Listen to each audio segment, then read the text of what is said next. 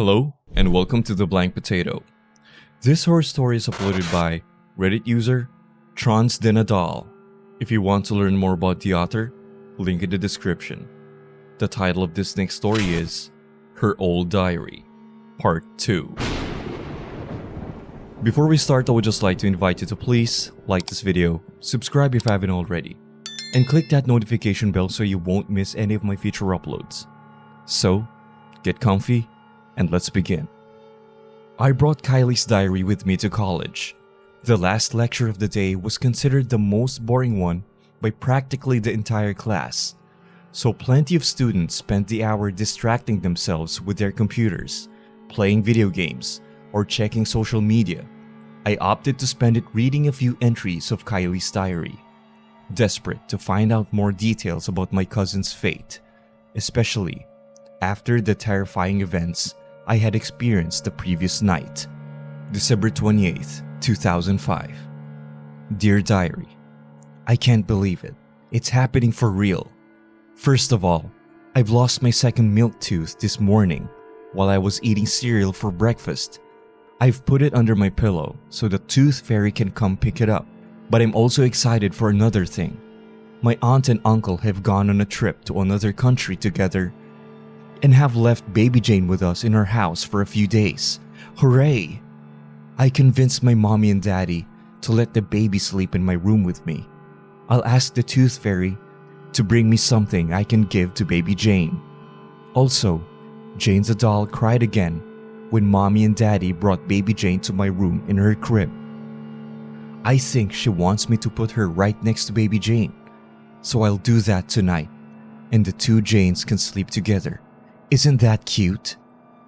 December 29th, 2005. Dear Diary, I don't understand what happened last night. Baby Jane wouldn't stop crying. Jane's doll was grabbing the baby's face, and baby Jane started moving her adorable tiny hands and feet because she wanted the doll away from her. I grabbed the doll and told her, "Bad, Jane, bad. Hurting babies is what naughty people do." Mommy and daddy came running to my room to see why baby Jane was crying, and they brought her to their room to sleep with them. Maybe Jane's doll doesn't like baby Jane because they have the same name. I knew I should have named her Annabelle or something like that. My face went pale as I finished reading those two entries. For years, I had believed that Christmas Day of 2005 was the last time Kylie and I had ever spent time together, but apparently, I was wrong. I had spent my whole childhood and adolescence asking my family about Kylie, and not even once did they mention that I had spent several days alongside her after Christmas Day right before her disappearance. It was a hard pill to swallow, but the diary confirmed that my family clearly knew more than they were letting out. But to what extent? Thinking about it sent shivers down my spine, but I had to accept it was a factor I needed to take into consideration if I really wanted to go to the bottom of this. "Hey, are you okay? You look concerned," asked Cindy, a classmate of mine who sat right next to me upon seeing my reaction to Kylie's diary. "It's nothing. I'm just reading a thriller novel with lots of suspense," I replied, discreetly putting the diary away so she wouldn't be able to see what I was truly reading. Cindy was really into creepy disappearances and paranormal experiences. One day, she told me a really weird story about a paranormal phenomenon occurring at a daycare, but I didn't really pay attention to her. I contemplated asking her for help in solving the case of my missing cousin and the doll, but I ultimately opted to keep investigating on my own. I didn't want to make this rabbit hole bigger than it already was by bringing in people who had nothing to do with it. I arrived at my uncle's house after college and found myself alone for a while, since my aunt and uncle had gone out with several other families they had met at their collective therapy sessions for families who had lost their children. They were especially close with the parents of a little boy named Hugh, as well as the parents of a teenage girl named Molly, both of whom had gone missing a few years earlier than Kylie, in some incident I don't know much about. My aunt and uncle had left lunch prepared for me, so I ate on my own and thought about what I would do later that night. Since I didn't want to sleep with that Jane doll again, I figured reading more of Kylie's diary would give me a solution. December 30th, 2005. Dear Diary, Jane the doll is behaving very badly since baby Jane came to our house. I told my mommy and daddy about it, but they still don't believe that a doll is able to do all of these things. Baby Jane sleeps in their room now, but Jane the doll is still causing trouble. Baby Jane and I were having a nap after lunch, but I was in my bedroom and she was in mommy and daddy's bedroom. While they were in the living room, Jane the doll was in my room at first, but then I fell asleep for a little while and she wasn't there when I woke up. I ran to mommy and daddy's room and Jane the doll was in baby Jane's crib and her hands were covering baby Jane's mouth so she couldn't cry. I grabbed Jane the doll and tossed her to the floor. Tonight, I'll bring baby Jane to my room and leave Jane the doll with my parents while they're asleep. They'll get mad at me, but I don't care. I must protect baby Jane. I was astonished. The experience with the Jane doll I had the previous night made it clear to me. It was best to stay away from it. But I never could have imagined it had been after me since I was a literal baby. And Kylie caught on eventually and did her best to keep me safe. I had no doubt that a cursed doll was responsible for whatever had happened to her. It was then when I noticed there was only one last entry of the diary left to read. I eagerly turned the page in order to find out what secrets could Kylie's last testimony hold. January 2nd, 2006. Dear Diary, The baby. Where's the baby? Did Jane take the baby? Did Jane take Kylie? The baby's not with me. The baby. Protect the baby. Kylie must protect the baby. Kylie is here. Jane is here. But where's the baby? Kylie will always protect the baby. Always. If the previous entries had impressed me, this last one simply left me speechless to a point I cannot describe with words. The things Kylie had written up to that point had described outlandish situations, sure, but the events they narrated at least maintained a certain degree of cohesion and structure. In contrast, this last entry didn't really narrate any events at all, and instead seemed like the ramblings of someone who had gone mad and was in the middle of having a mental breakdown. It was hard to believe a little girl who had once been so innocent and cheerful could have written something like this, but its disturbing content wasn't the only thing that felt off about this last entry. The date. It was supposedly written in January 2nd of 2006, but the previous entry was dated December 30th of 2005. What happened between those two dates? It was apparent a couple of pages had been removed. But by who?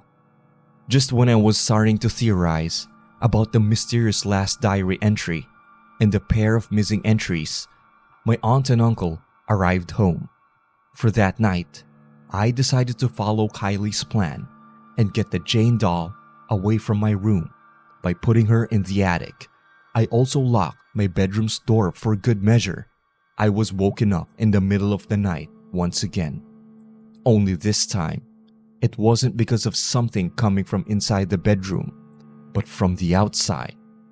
I could have sworn I had heard the attic's door opening at the other side of the hallway. Tap, tap, tap, tap. Footsteps. Someone was coming to my bedroom. It didn't take long before they knocked on the door. Who's there? I uttered, but received no response.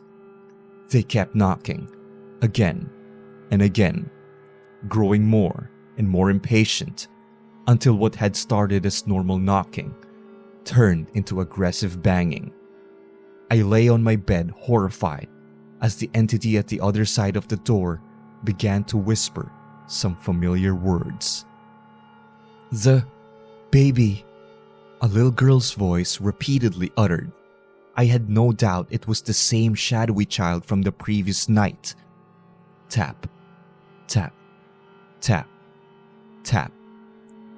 All of a sudden, the sound of footsteps echoed across the hallway once again. Someone else was heading to the bedroom. I felt shivers going down my spine as the sounds of rattling keys was followed by the slow and eerie creaking of my bedroom's door. Whoever they were, it was evident that second individual had come to open the door for the shadowy child. For Kylie. I frantically hid under the bed as the door opened, and the outline of the two individuals became barely visible in the dark hallway, right in front of the bedroom.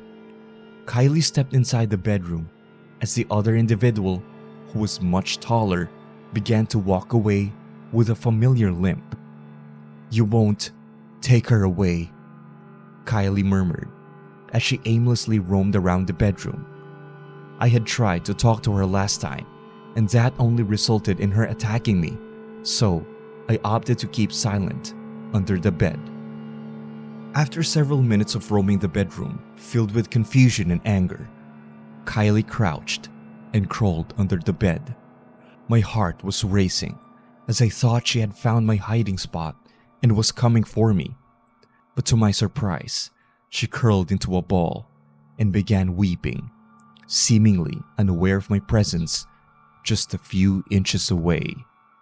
I held my breath as well as the tears that were flowing from my eyes, trying not to make a sound as I slowly wiggled away from Kylie, who was still quietly sobbing in a corner.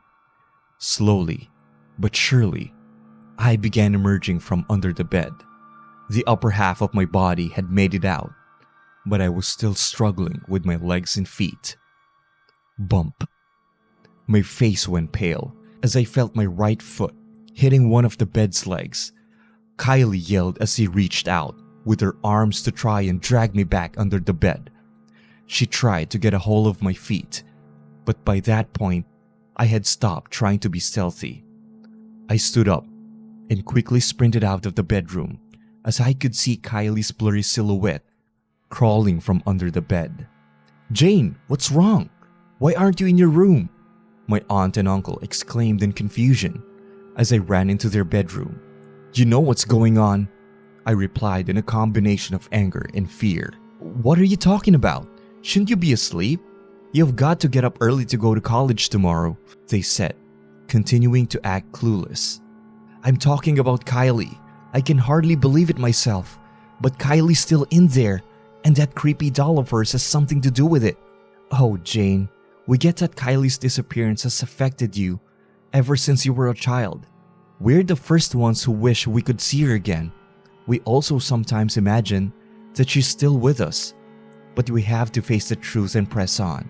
We can't let our lives be consumed by grief. You're tired. You should really go back to sleep.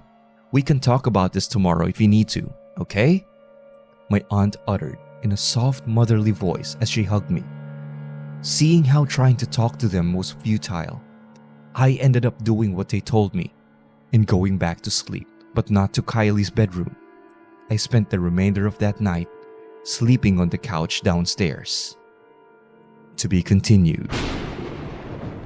If you enjoyed that horror story, feel free to hit that like button.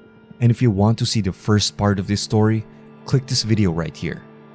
And as usual, I'll see you again next time. You have a creepy evening.